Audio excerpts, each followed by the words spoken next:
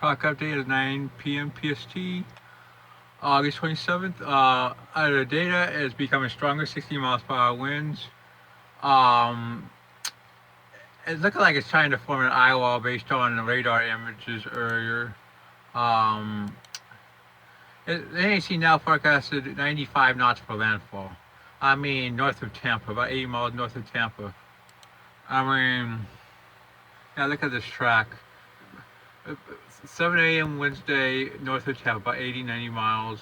Then it reaches the landing by Wednesday afternoon, then turns eastward, scraping the coast, which is in line with the models. I think this is pretty likely. Could be actually further east, if anything.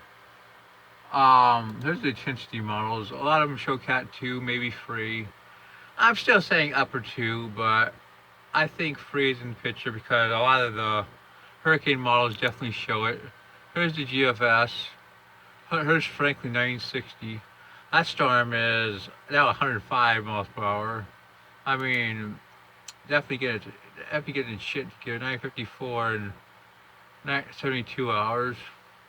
99 for out of data. 120 hours out of data is off the Carolina coast. While Franklin is turning extratropical and got a new system off Africa we've been watching. It's 120 hours. We got a low pressure long term tries to form in the Western Caribbean by Central America in about 7 days, 5, 6, 7 days. We're watching, some of the models show that, but really the main system we're watching is off the Cape Verge. But that's a wait and see. I mean, it could be another 2L, 92L, but there's kind of a consistency. This is the CMC also develops it. Let's look at Franklin. It's a hurricane. It's at 90 knots, expected to become a Cat 4 in 36 hours. We found 964 millibars. We can show you this system has a really good eye wall. I think it becomes a major. I mean, very likely it becomes a major hurricane. It heads northwestward for the next 72 hours, then northeastward, then becomes extratropical. Yep. Here's the NC track, takes it north of Bermuda, in line of the models.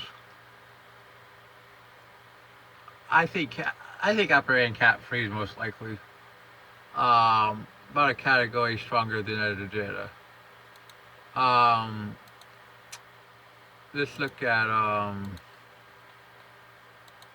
Irvine, which is kind of a crappy Eastern Pacific system. It's right here.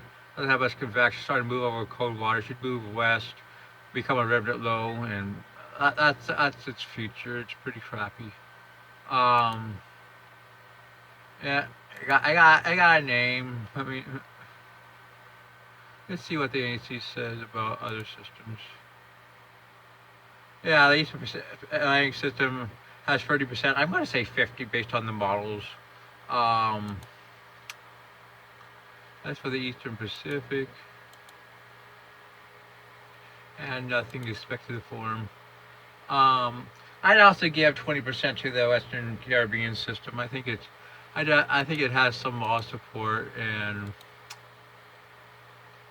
I actually think out of data, obviously becomes a hurricane in the next 24 hours. Becomes a upper end Cat 2 in the Gulf of Mexico. Heads about 80 miles north of Tampa. Further enough where I don't think it'll have a huge surge problem, but close enough where it'll have more of an effect in Ion or Charlie ever had on Tampa Bay. I mean, let's be honest. The Eastern Atlantic system. Let's take a look at that, which is probably this wave over here. Like I said, it has 50%, but we'll probably head northwest for it to be another 92, which pretty much died out. I mean, I don't expect much formation. This is probably the Western Caribbean system right here should move west into the Western Caribbean. Then we have to watch where it goes. Uh, but that's a wait and see. And as you can see, two tropical cyclones, probably be a hurricane next 24 hours. And that will be the first time since 2010 we have had 2 hurricanes. Pretty incredible. Well, that's your tropical update for tonight.